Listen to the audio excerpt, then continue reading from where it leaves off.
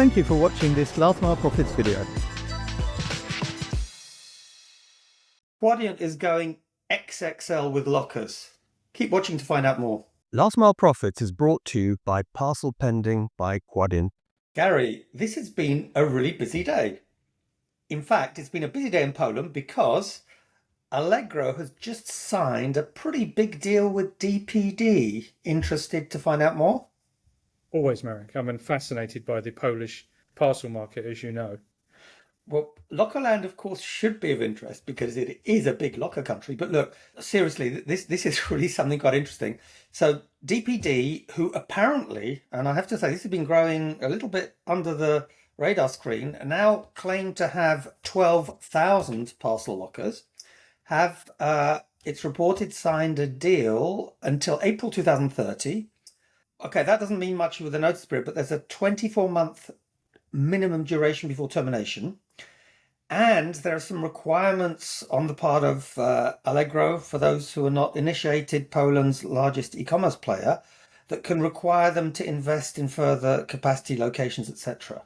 Now, has that got you interested? Well, it has. I mean, for a start, I'm taken aback that DPD have crept up to such a large number of lockers in Poland, without anybody really without me noticing, certainly, chasing the tail of InPost, of course. But weren't InPost and Allegro partners for a while, and didn't they recently divorce, and now this is a new romance? I mean, you follow these things more closely than I do. So, Gary, I think it's not the divorce moment yet, but shall we say that there seems to be a bit of a tiff. And at the moment, my understanding is that the current contract, or the current marriage, if we want to use that terminology, with InPost is due to be renewed in 2027. Right. So a bit of time. On the other hand, if you think about it, not really so much time. So basically, in this scenario, DPD is like a French bit on the side, is what you're saying. Well, yeah, it's a French bit on the side, if we put it that way, together with a German bit on the side and a Polish bit on the side. Because remember, there's already a deal in place with DHL, Deutsche Post, the German bit on the side. And Orlen Paczka, again, for those who are not initiated, Orlen is the national Polish petroleum company, but they happen to have quite a big parcel locker business called Orlen Paczka. So by Kern Terminal. Correct. So if someone is interested, if you actually put that together, let me do my maths. So 12 and 14 makes 26,000 lockers in total. Yeah, if you put those three together. That's more than enough than you need to have a viable network in Poland, I'm guessing. Is that about the same as InPost or more than InPost? It's about the same as InPost, but, and here's the big but.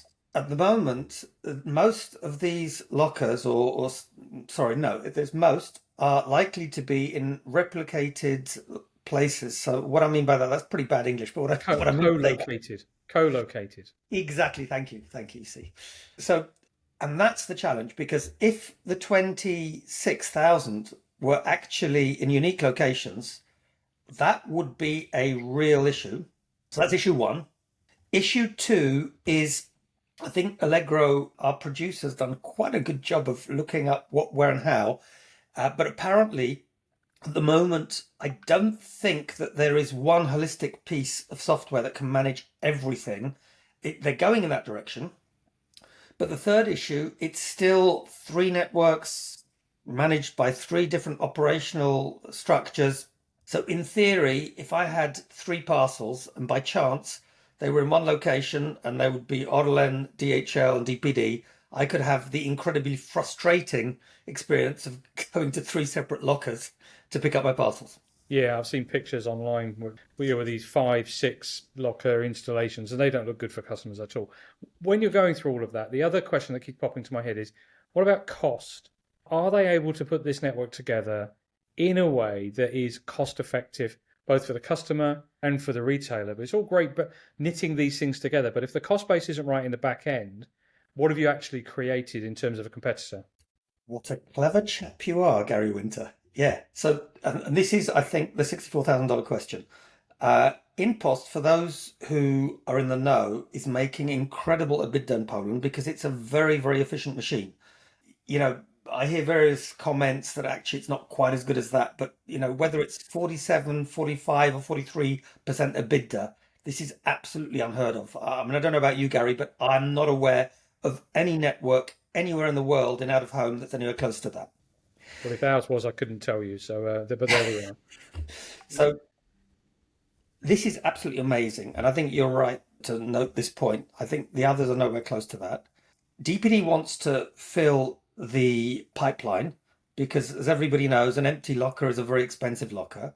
But again, one other thing we have to bear in mind, even if DPD's lockers, did I say impost? I meant DPD. Yeah. Even if they want to fill the lockers, we've got to bear in mind, and if we want to compare, that DPD's lockers, I think, have an average of about 22 to 24 cells, which is miles away from impulse. I think they're about 150, 160 on average. Yeah. So, this is a huge difference. We're not really comparing like with like. But let's put this in a more coordinated manner, because I get quite excited when I talk about Lockerland. Big picture, I'd say, Gary, is this.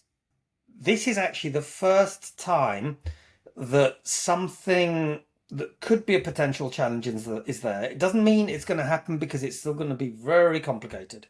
Because for it to really work, you'd have to integrate those three networks. It would have to be a real open alternative network.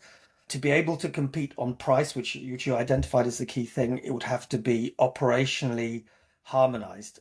That doesn't appear to be on the cards. No, and you're right to call out the customer experience. Sometimes the customer gets lost in all these things. But turning up and not knowing which locker you may or may not have to use, especially when they're co-located, it doesn't sound ideal.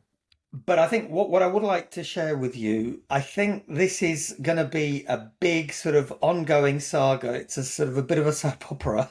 Let's see what the next twist and turn is. But at the moment, if we use your illusion, Allegro seems to have been a little bit naughty, not quite as, how can I put it?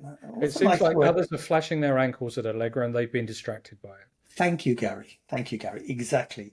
So listen, let's see who is next to flash their ankles. I'm not sure there's anyone left, actually, because all the potential flashers have apparently flashed.